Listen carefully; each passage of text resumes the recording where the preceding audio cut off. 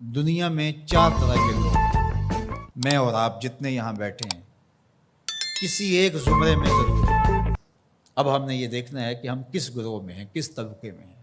فرمایا عبد رزقہ اللہ مالا و علما، پہلا وہ شخص جس کو اللہ نے مال بھی عطا کیا ہے، علم و شعور بھی عطا کیا ہے، فہم و ادراک کی دولت بھی عطا کی ہے۔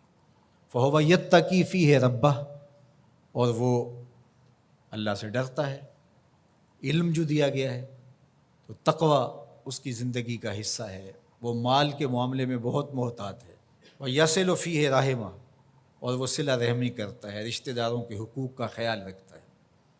وَيَعْلَمُ لِلَّهِ فِيهِ حَقًّا، اور جانتا ہے کہ اس مال میں اللہ کا حق کیا ہے، اس کی زکوٰۃ بھی نکالنی ہے، عید آئی تو فطرانہ بھی نکالنا ہے، حج کا موسم ہے تو قربانی بھی پیش کرنی ہے، ضرورت مند حاجت مند میری دہلیز پہ آئیں سوال کریں تو میں ان کے سوال کو پورا بھی کرنا ہے، جو مانگتا ہے اس کو بھی دینا ہے، جو عزت نفس کی وجہ سے مانگ نہیں سکتا لیکن ضرورت ہے اس کی، میں ڈھونڈ کے اس کی دہلیز تک پہنچنا ہے۔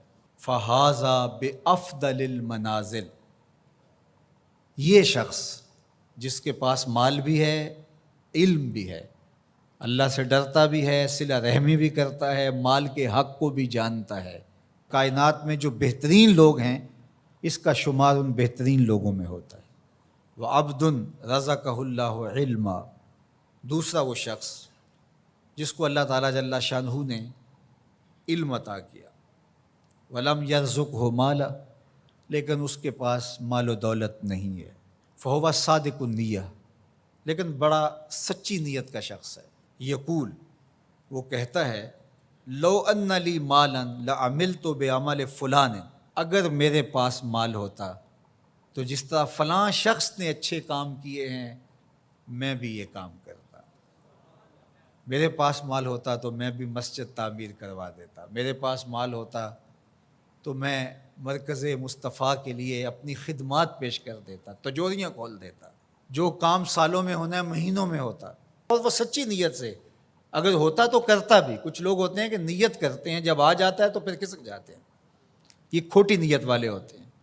جب مال آتا ہے تو کہتے ہیں نہیں اس مال سے اور مال بنائیں گے پھر مال دیں گے، کچھ لوگ یہ سوچتے ہیں۔ بعد میں تھوڑے سے پیسے آئے وہ کہتے ہیں بس اس سے اور کاروبار کریں گے، پھر اور پیسے، ہم ایک بار اشارہ کر دیں گے، اور وہ ساری زندگی کر نہیں پاتے۔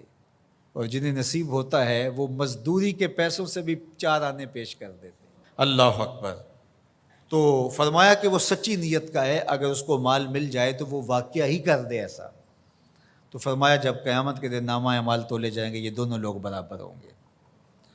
تیسرا شخص حضور نے ارشاد فرمایا، وَعَبْدٌ رَزَقَهُ اللَّهُ مَالًا وَلَمْ يَرْزُقْهُ عِلْمًا، تیسرا وہ شخص جس کے پاس مال بہت سارا ہے لیکن علم و شعور نہیں ہے، جہالت کی وجہ سے، علم نہ ہونے کی وجہ سے مال کو صحیح جگہ پہ خرچ نہیں کرتا، اور رب سے ڈرتا بھی نہیں ہے، رشتہ داروں کے ساتھ سلوک بھی اس کا کوئی اچھا نہیں ہے، مال نے اس کو مغرور بنا دیا ہے، اور مال کے حق کو بھی نہیں جانتا، اس مال کو خرچ کہاں کرنا ہے یہ بھی نہیں جانتا۔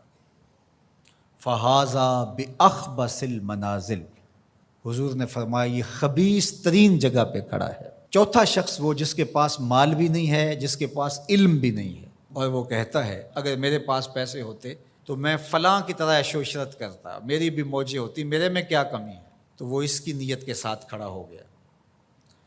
فَوِزْرُهُمَا سَوَاءٌ، اللہ کے محبوب فرماتے ہیں گناہ میں یہ برابر ہیں، یہ بھی اسی کی منزل میں ہے۔ اب میں اور آپ یہ دیکھیں کہ ان 4 میں سے ہم کوئی ایک ضرور ہیں، ہم کہاں کھڑے ہیں۔ اگر پہلی 2 منزلوں میں ہیں، پہلے 2 طبقوں میں ہیں تو شکر کا سجدہ کیجئے، اور اگر دوسرے 2 طبقوں میں ہے تو توبہ کرنے میں دیر نہ کیجیے، رجوع اللہ کیجیے۔